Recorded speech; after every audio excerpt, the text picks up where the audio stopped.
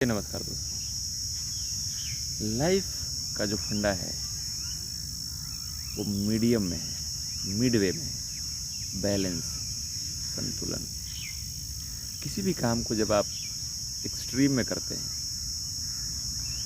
तो वो ज़्यादा दिन तक सस्टेन नहीं कर पाती है किसी भी काम को। इधर आप ज़रूरत से ज़्यादा बुरे हैं तो भी, और ज़रूरत से ज़्यादा अच्छे हैं तो भी, ज़रूरत से ज़्यादा आप किसी अपने फिटनेस पर ध्यान देते हैं तो भी, क्योंकि आपके लिए हमेशा एक स्ट्रेन बना रहेगा।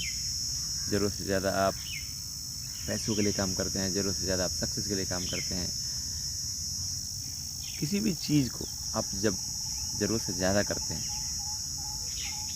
या ज़रूरत से कम करते हैं तो आपके लिए वो समस्या है। लाइफ ठीक वैसे ही होनी चाहिए जैसे एक गिटार जो होता है या वीणा, जिनकी तारें इतने मीडियम वे में कसी हों, ना ही ज़्यादा। आप अगर उसे कसेंगे तो जैसे ही आप उस पर स्ट्रिंग करेंगे, तार टूटने का भी डर है, टूट भी सकता है। और अगर आप बहुत ढीला करेंगे उसको तो उससे कोई भी आवाज़ नहीं निकलेगी।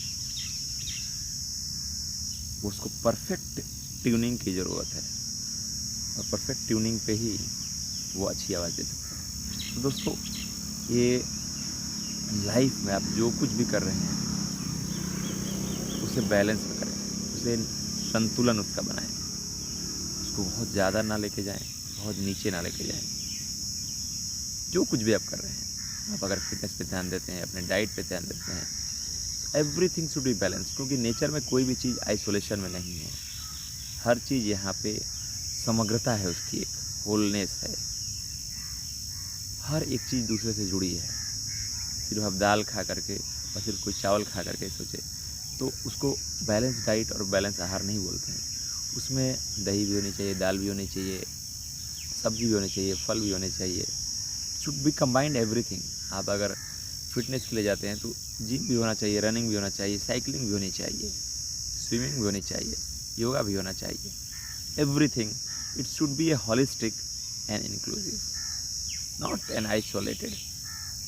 This is very very important because this is the fundamental way of living. Like your life should be in a balanced state, not too much, not too less. Thank you.